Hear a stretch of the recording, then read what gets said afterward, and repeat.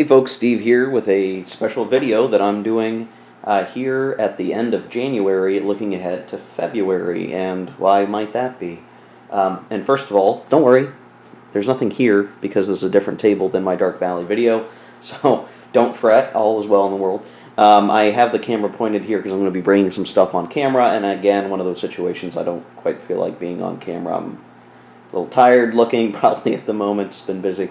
So I wanted to do a quick video here because next week is a Wargame convention that I'm going to, and it's one of my favorite conventions. Over the years of being in the hobby, I've gone to a variety of conventions in my, I guess, major region that I'm in that has several different conventions, some for role-playing games, some for everything, some for just board games, and this one in particular being my favorite. Focuses on Wargames. It's called GameON, and it's held in Bellevue, Washington, and used to be in a smaller town a few minutes away from Bellevue. And it's my favorite because right as I was going into the hobby, I had learned about this GameON convention, that it specialized in war games. A lot of people were there playing war games. And it happened to be in the town that I lived in at the time. I was renting back then before I had to move farther away to buy a decent house, and so it was just the best because I was a 5-minute drive from the hotel. I would go, have a lot of fun, have made a lot of friends there, and it's always a good time, so much so that my wife comes and she games and she plays multiplayer card-driven games and coin games, and we've just established ourselves there, and it's really great. Well, next week is the 2020 instance of the convention, and ever since my wife and I had our child, we haven't been going to conventions. We just said we can't afford it. We don't have the time. It's a lot of effort. We're just not going to do it for a long time, probably. But GameON is the best one, my favorite one, I should say. Not to fire shots at any other convention. It's just my favorite one because it's war game focused. It's not just war games, but people can play other stuff. But there's a lot of wargaming there, and I like it a lot for that reason. And they put together, the guys who run it, they put together a good convention. It's a small convention too, which is nice. And what's nice about it is because they keep it small to 140 people or something. You know who goes, right? You make the connections. You get to know people over the years, and it's the same friends that you've made. And there's always some cycling of some people can't make it, so new people get to come. And so there's always that element of fresh faces and the diehards that are always going. I bring this up because if you're a wargamer and you're watching this channel and you've never been to a convention, I really, really recommend that you do it. Going to conventions is a great time, and it's a great way to meet other gamers. And even if you only see those folks once a year when the convention happens, I mean, we have friends we really don't get to see other than at gaming conventions. And, but it's still such a great time to see them and hang out with them. Due to distance and time, you can't hang out with everybody all the time, but it makes for a good way to touch base with people in the hobby. So, obviously if you punch in, War Game Convention near me in Google, you might be able to find something, and I'm lucky that we have so many gaming conventions around us, and one specifically for wargaming. With it being next week, what I thought I would do with the channel here is do sort of a, prep video. This is what I'm planning on doing at the convention. And then when I get done with the convention the following week, or whenever I can get the time after the convention is over, how did it go? How did each game go? What did I think? What happened? And just sort of a fun record of my convention going, which I haven't really done before. I've sort of gone and had good times, but I've not really recorded the output of that. So I'm going to talk about the games that I plan on playing. I'm going to put them here on screen and talk to them a little bit about what the game plan is, and then again we'll see how it all works out here in a couple weeks when it's all said and done. The convention is 5 days. That's right, 5 days. Wednesday, Thursday, Friday, Saturday, Sunday, and that's gaming all day. However, with baby in tow, my wife and I are going to be in sort of a weird configuration of I'm gaming while she's hanging out, just keeping our daughter entertained. Then we'll swap. My wife will be gaming, and then a few times throughout the convention we'll all be together. and we'll see how well that works. And that's the real grand experiment. Can two new parents handle their nearly 1-year-old at a game convention? We're going to find out. Here's the breakdown. So on Wednesday, the first day of the convention, I will be hosting a 7-player game of Nations in Arms. I've got a full roster of 7 people, including myself, so me and 6 others, signed up to play Nations in Arms, a Napoleonic hex and counter game. I've done an unboxing video for this guy before. I've got all the counters punched. I'm not clipping them. That would take too long. I don't have the time. Maybe someday I will. And I'm pretty stoked for it. And I know a lot of folks were kind of curious would I do any coverage of this game on the channel, and I might still do that. Haven't had time, obviously. We're still working through the Dark Valley. But pretty interesting game, and I'm looking forward to trying it out because we have 7 players. I am probably going to let other players be the more prominent powers, because it's like, France, Britain, Austria, Russia, Prussia, and that's 5. Those are like the big 5 players, right? And then if you have 6 and 7 players, the game can be like, somebody can play Spain and somebody can play the Ottoman Empire. But they're just really different, obviously. They're not the same major powers as the other 5, and so I'm going to let other players be the more major players, and I'm going to pick Spain or Ottomans to be mine, or I'll take whoever gets left over that nobody wants, because I want to try to facilitate the game as the host. I want to help folks through it, and what we're doing is I've got some of the rewritten rules off Wargame Geek. Bjorn wrote these. The user named Delirium EU. He rewrote the rules so that they're more clear. And I got a couple copies printed at UPS store, and for not too expensive a price, pretty reasonable. And we're going to use these rules at the table because I have found, even with the 2019 rewrite rules or 2019 updated rules in the box that they put, ultimately, and in a way, unfortunately, but I guess it doesn't really matter, I think the rewritten rules are still better, and they're clearer, and when we're going to have 7 people at the table, clarity will be important so that we can keep the game moving. We're going to play the 1813 scenario, which means that we're going to play through 1813 and 1814, so 2 years of game time. And we might just barely have enough time in the time slot we established to play through all of that. We'll see, because the game has different scenarios and year-long scenario or year scenarios that you play to the end. Knowing that we really are only going to have a 1 day dedicated to this game, when really you could spend the entire convention playing this game, we're going to just stick to that and see how it goes. So I'm looking forward to it. I've read through the rules. I'm going to have to do a quick skim through them again the couple of days leading up to the convention, but this will be fun. So that's on Wednesday, fun-filled day for me. On Thursday was a day that it was going to be a family game day, but I think my wife is going to let me have some fun. And on Thursday, I've got Onward Christian Soldiers. That's the joke between me and my wife. Onward Christian Soldiers, because I can't say it fast. Onward Christian Soldiers. A game by Richard Berg, the late Richard Berg, about the Crusades. Now, I have this scheduled. This is my Thursday game, and it is scheduled for 7 players. I'm managing to get these big games that take a lot of people, and enough people are signing up for them, which is amazing. So I have these huge games that I'm going to be playing with a huge number of people. So this guy, it is the map of the Holy Land, the Levant, during the Crusades. The way the game kind of works is that there's 2 different modes. There's a 2-player mode where you play the 2nd and the 3rd Crusades, and then there's the multiplayer mode where you're playing the 1st Crusade. And each of the 7 players, 4 of which play Christian factions, so some Franks, some Germans, whatever, and then 3 players play Muslim powers. So I can't remember all which ones off the top of my head. I think it's Fatimids and Mosul Turks, and maybe another one, Saracens. I can't remember. Anyway,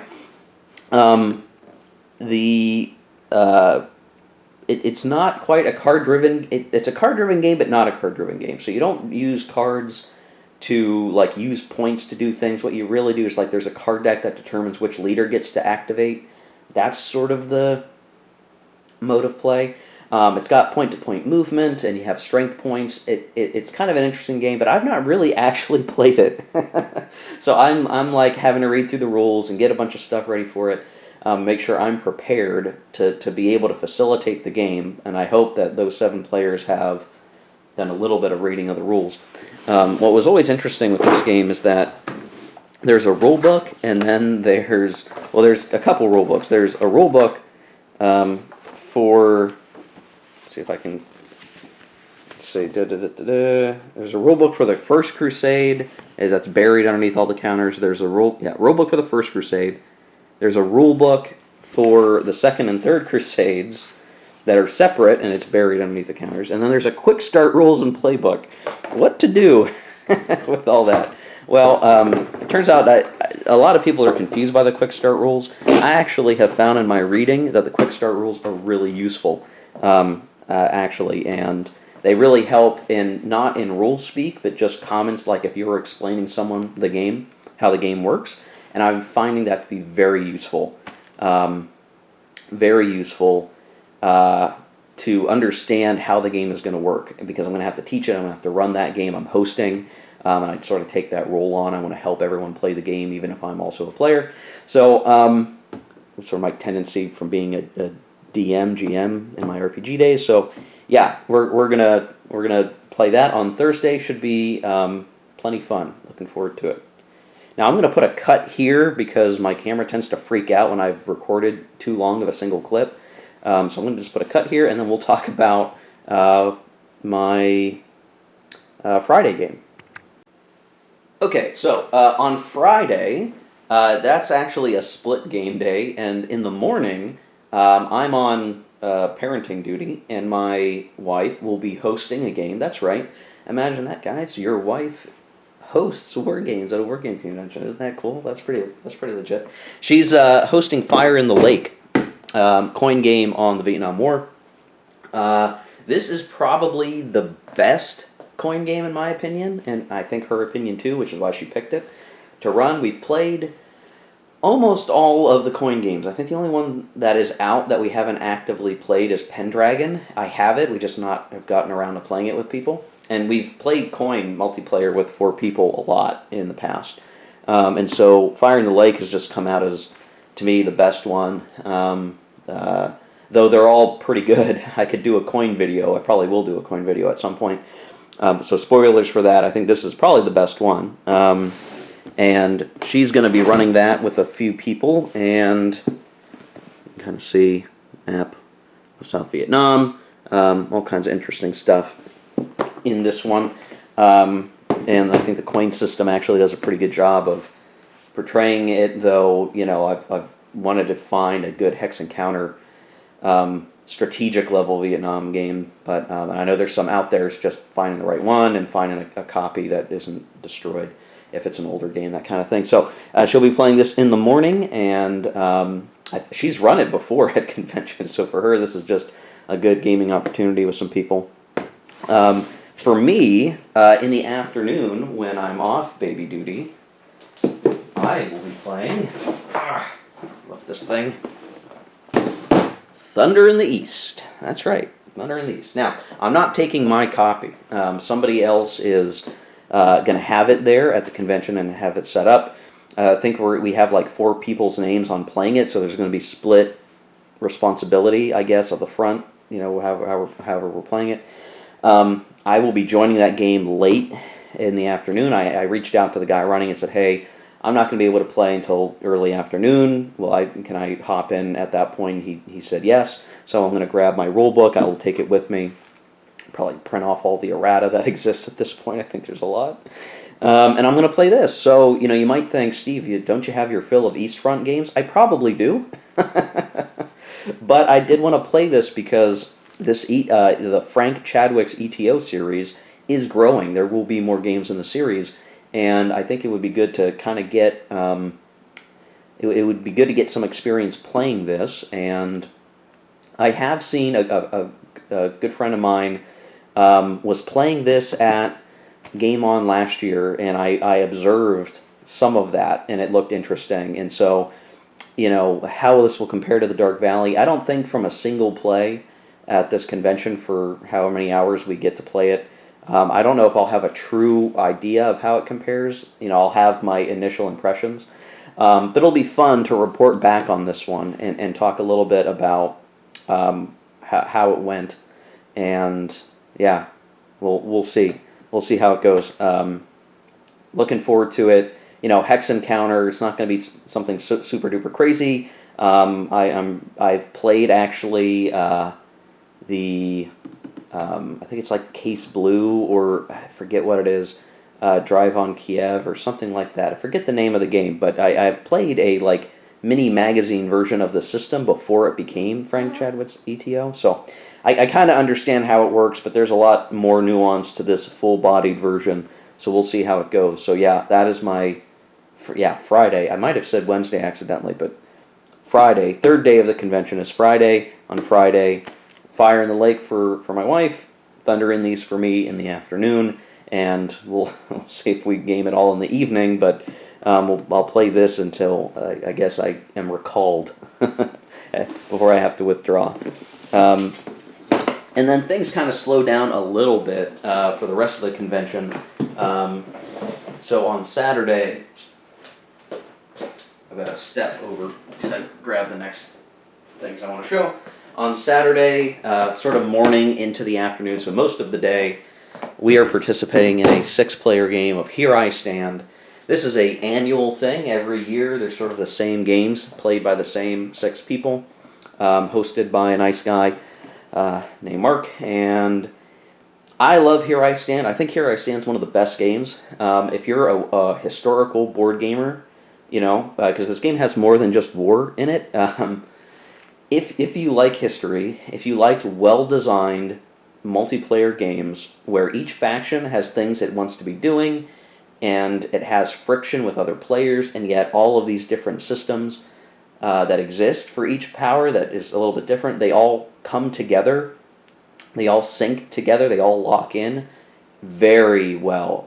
It is a triumph, I think, of game design in a lot of ways. This is designed by Ed Beach. He was a lead designer for one of the Civilization games, I think like Civ 5 or 6 or something.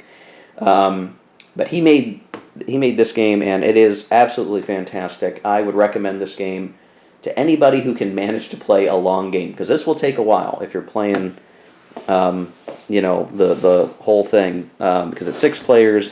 There's cards. There's there's a lot to look at here, but this game is awesome. It is fantastic. And I'm trying to remember if I've ever won a game of this in the group that plays every year. I've certainly won games of Here I Stand, and I've won games of Virgin Queen, its sequel game. But I think with the set of people that play every year at this convention, I don't think I've ever won. I think my wife might have won. I think my buddy Scott might have won. I've not come away from that table with a W yet, I think, if I remember right, and I could be wrong about that, but I don't think I've ever won. So I'm going to win this year, dang it. I'm going to try. It depends on who I am. If I'm the Pope, then I might get screwed, because I'm not great at playing the Pope. But this game is awesome. I really can't recommend it enough. I think it's a fantastic game. You really can't play it solo. I mean, you can, but it's not intended to. You really want to play this with 6 people for the full experience, and it is a fantastic one. Absolutely epic, absolutely awesome. Wars of the Reformation, and just all the other powers on sectional lines doing things. I mean, it's a really cool game. So that is our Saturday game. It is our usual Saturday game. We might do some late evening games like identity games, like Secret Hitler or what's the other one that people like? I can't remember. Anyway, we'll have some pickup games maybe in the evening depending on how our daughter's feeling. But this will be our Saturday, and then the final thing, and we do this every year as well, is we play Battlestar Galactica on Sundays. So the Sunday classic for us and friends that go to the convention, Battlestar Galactica. There's usually like a couple tables of this going on, and we bring our copy of the game. I irritate some people because I don't bring all of my expansions, even though I have the expansions. Because I do kind of like, even just the classic game without the expansions is a lot of fun. And I like it, and it keeps it from getting too complicated. This is an amazing game. This is another just fantastic, absolutely amazing game. It is out of print, which is a tragedy. Maybe someday this will get republished somehow. If it is obviously, if you can't tell with the faces, is very much based on the 2000s series of Battlestar Galactica.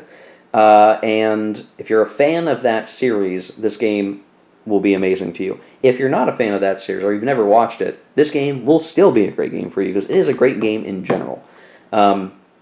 It is one of the best thematic transformations of a franchise media into a game that is a lot of fun to play with friends. Like it is incredibly well executed for what it does. Man, and like the back of the box is not going to tell you what you need to know with this game. It is absolutely amazing. It is a hidden identity game, and yet also a objective-based game. So some players, you're all playing. You pick a character from the show, and really that is just a vehicle for what type of skills you as the player have. Are you going to have good mechanical skills for repairing things? Are you going to have combat experience? Are you going to have political power, that kind of thing? And that skill translates to cards that can be used to take certain game actions and to influence what are essentially skill checks for the crew of the Battlestar Galactica. And the goal of most of the players as members of the Battlestar Galactica crew and fleet of humans surviving the Cylon assault is to survive long enough to reach an end point. You need to make a certain number of jumps it's their version of light speed, whatever. They jump and appear somewhere else. They're going to jump to some new coordinates. They have to make, distanced jumps, and if they get to the end, they win. They are opposed by players who are secretly Cylons. So there is an element of hidden identity here. And a lot of the time, those Cylons don't know who the other Cylon is, but they can kind of figure it out if they're paying attention. And that's really what's fun about this game, is that there is that element of, like, who's going to be our betrayer. You start accusing people who didn't do anything wrong because you can't tell what reality is, and the real people who are doing things wrong are snickering in their head because they've got their poker face on. And, and then the Cylons reveal themselves at the right time to screw over the human players. And it just escalates from there. It's a lot of fun. It's just a great time, and like we do every year, we have a good set of people always playing it, and it makes for a good time. And it's just a fun, light. In some ways, light. It can be intense, but it's a good game to finish the convention out on Sunday, because eventually everyone's going home and starting to drive home. And the game doesn't take too long to play, so you can get a good game of this through. If it goes fast enough, you can even do 2. And it's just a really great game. I absolutely recommend it. Unfortunately, it's really hard to get, or it's harder to get. It's more expensive to get these days. Hopefully, they'll do a reprint someday. But absolutely fantastic game. So that's the convention. My expectation is that I will have played through these games. I'll be able to come back in a follow-up video, and we'll talk about how it went. Was I a Cylon? Was I a human? Did the Germans or the Soviets do well in Thunder in the East? Did I win? Here I stand. Well, we'll find out when we come back here in a couple of weeks, and we'll talk through it.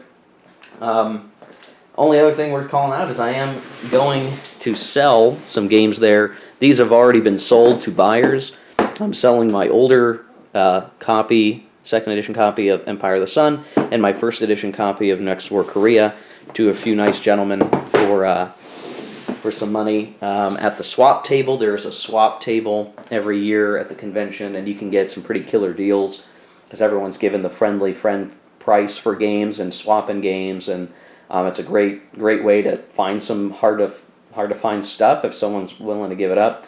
So I'm selling that to a couple of guys, and then maybe I'll bring home some new games. I probably shouldn't, but you never know. If I see something really cool that I want to bring home, then we'll see how it goes. So we'll see what happens here in a couple of weeks. I might try to fit in another Dark Valley video before the convention comes. We're starting Operation Migration next, so it should be interesting. Yeah, so there you go, guys. We'll look ahead. GameON 2020 will be a good one. And until next time, guys, take care and keep on gaming.